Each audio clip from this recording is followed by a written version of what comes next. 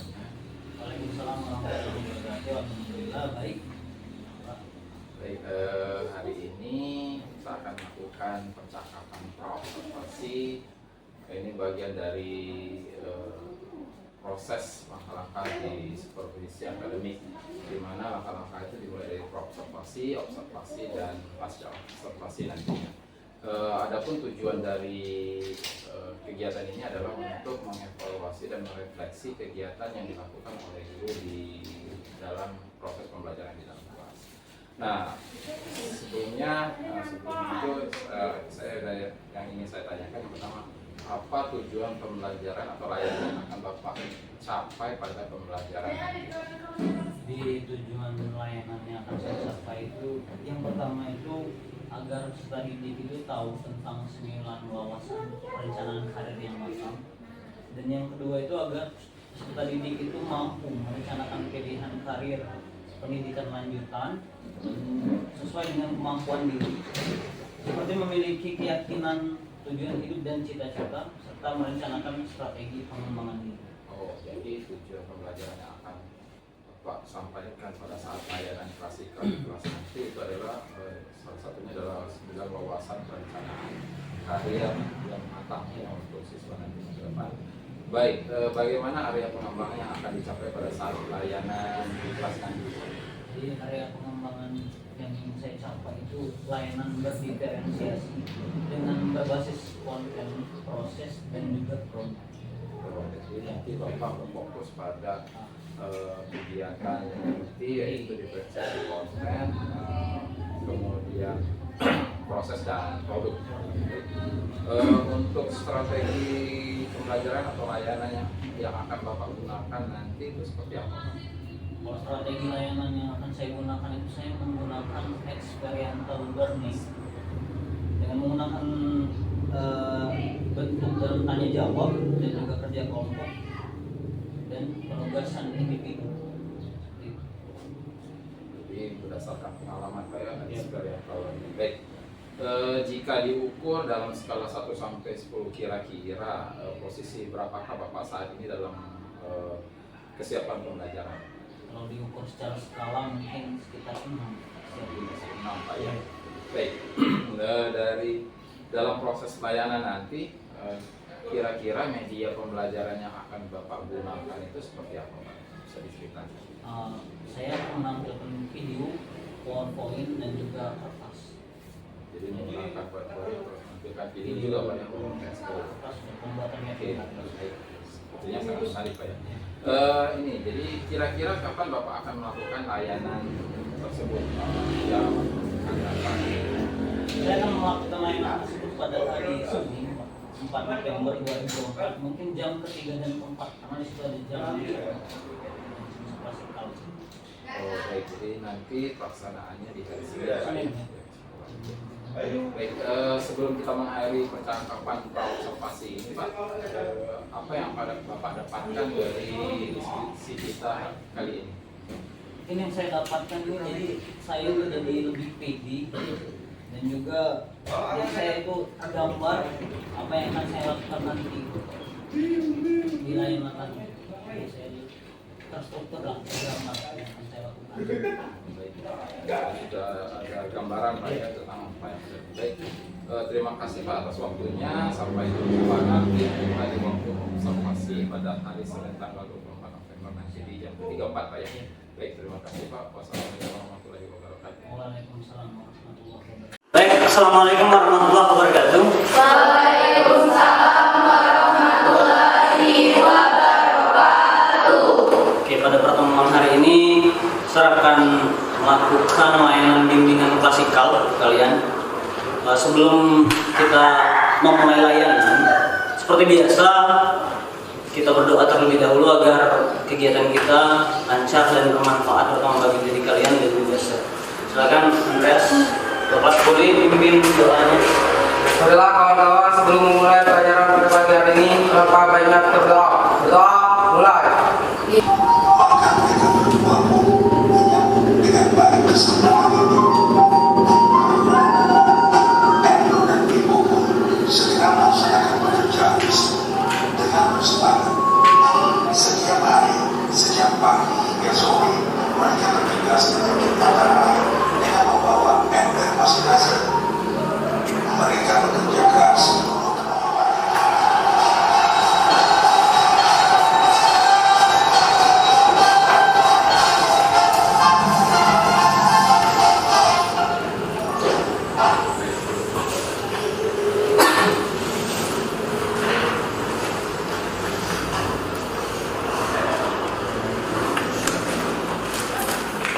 Oke. Gimana filmnya tadi? Seru? Memotivasi ya? Ya. Sekarang sesuai kata Sir tadi, kita bikin kelompok jadi 3 kelompok. Dan tugasnya ini beda-beda. Kelompok 1 nanti serbagi nih. Kelompok 1 itu biar lebih mudah. Ini 1, 2, 3, 4, 5, 6. Kelompok 2 itu 2, 3, 4, 5, 6. Nah, kelompok 3 ini. Tapi tugasnya beda. Kelompok 1 itu silahkan deskripsikan karakter Pipo. Bagaimana sih kesimpulannya tentang Pipo tadi? Nah, kelompok 2 tentang si Embro. Nah, kelompok 3 itu simpulkan tentang film ini tadi, apa yang kalian dapat. Ngerti? Ngerti. Ingin ditanyakan? Tidak. Silakan. Saya kasih waktu 5 menit cukup? Oke,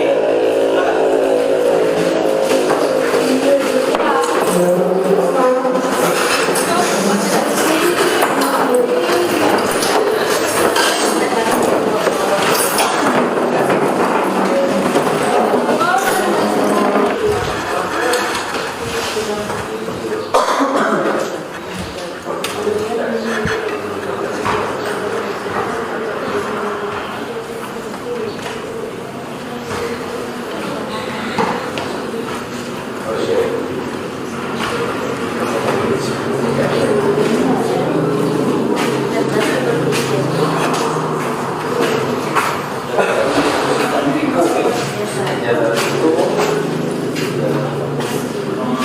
Suci Embro, Suci.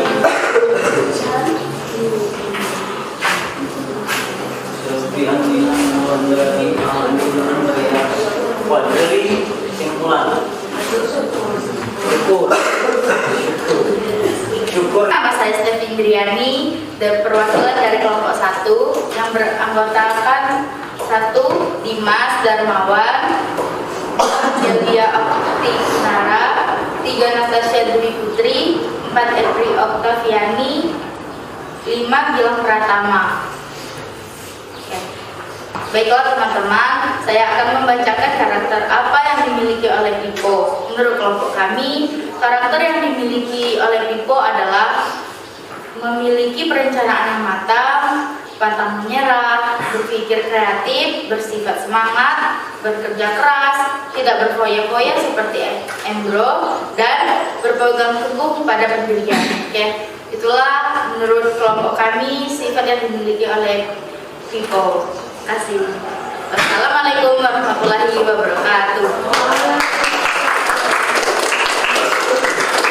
Jadi makanya hari ini saya akan mengajak kalian semua untuk membuat mapping karir. Nah, saya mengajak kalian untuk merumuskan karir dalam sebuah peta konsep mapping karir. Karena perencanaan karir itu penting. Coba saya tanya, kenapa perencanaan karir itu penting? Ada yang bisa jawab? Nah, kenapa? Karena bisa yang marah dan tidak tahu apa yang harus dilakukan. Oke, bagus. Jadi perencanaan karir itu sangat penting karena kita bisa mengetahui arah kita dan tidak hilang arah. Nah, jadi walaupun kalian kelas 11 nih, kalian itu dari kelas 11 ini menentukan jurusan untuk kelas 12 nanti untuk masuk ke SNBP jalur undangan ataupun SNBT. Jadi kalian sudah tahu, bukan berarti nunggu kelas A, agak besar. Nanti aja lah Sir, nunggu kelas 12 baru pilih jurusan. Nah, dari awal inilah kalian harus merumuskan atau menentukan jurusan. Jadi kalian sengaja untuk membuat mapping karir. Jadi apa itu mapping karir? Perencanaan karir, proses memilih karir, menetapkan tujuan dan memutuskan aktivitas untuk meningkatkan keterampilan yang dibutuhkan untuk mencapai karir. Bisa dari minat ataupun psikotes. Nah, kemarin kita sudah melakukan psikotes. Kita akan membuat mapping karir. Nah, jadi contoh mapping karir ini seperti ini. Ini namanya pohon jaringan. Contoh pohon jaringan. Jadi di tengah-tengah ini kalian rumuskan karir yang ingin dicapai. Misalnya mau jadi guru bahasa Inggris, tentu kita memiliki hambatan ya. Tentu kita memiliki hambatan dan apapun itu hambatan, kita tulis juga solusi yang akan dilakukan untuk mencapai tujuan, dan juga kita tulis juga support system ya. Support system tahu kan? Tahu. Baik, saya akan membagikan LKPD kalian untuk membuat mapping karir. Tapi ada pertanyaan nggak? Mengerti? Bagikan akan kalian buat.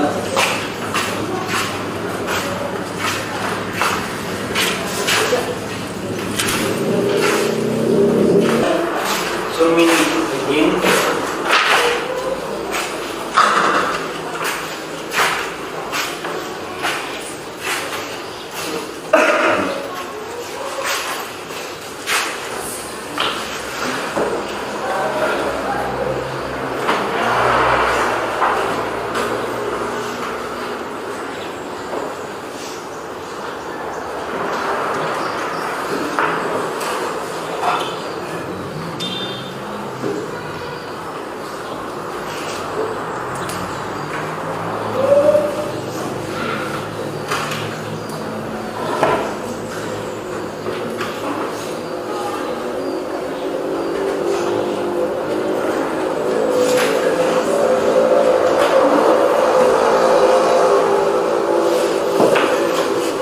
Lagi mempresentasikan, silakan. Silakan Andreas.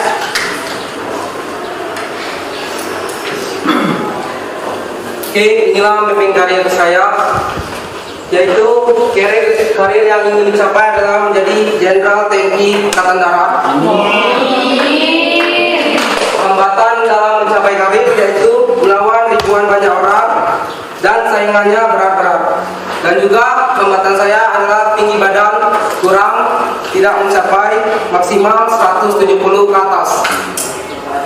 Solusi yang bisa dilakukan untuk mencapai karir yaitu rajin ibadah, minta ke Tuhan Yang Maha Esa, belajar dengan giat, jangan bolos, persiapkan diri untuk menjadi jenderal ini kayak gimana, dan olahraga yang ingin bisa tinggi badannya dan fisik juga. Support sistem dalam mencapai karir yaitu orang tua, keluarga, dan teman-teman. Oke, sekian. Assalamualaikum.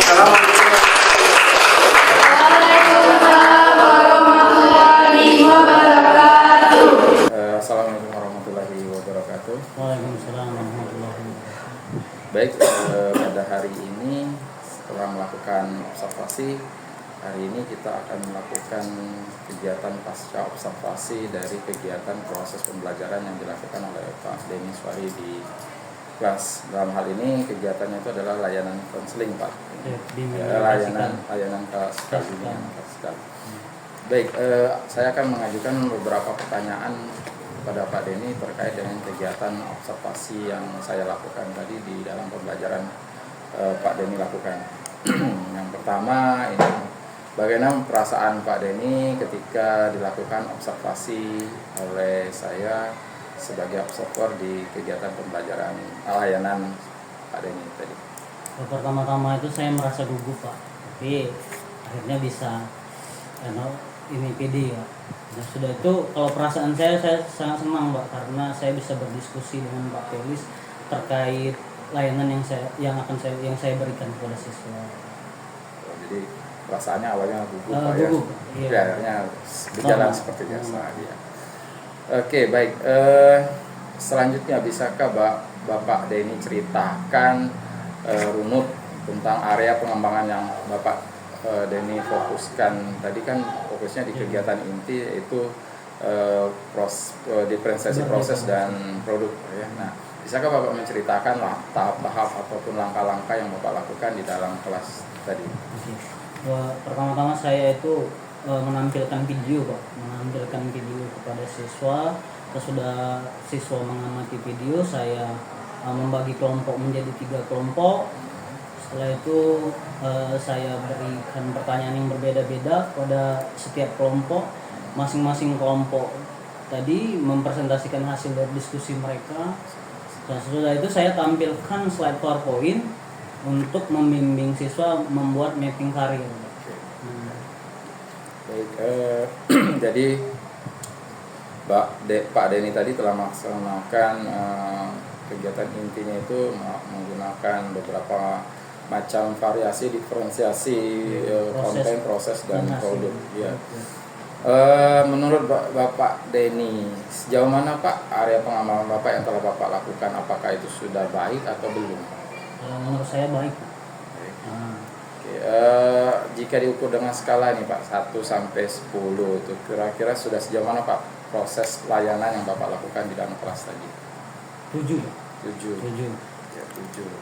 Dari catatan saya kemarin di pra observasi Bapak mengatakan masih 6 Pak ya. Berarti ada kenaikan, Ya. alhamdulillah.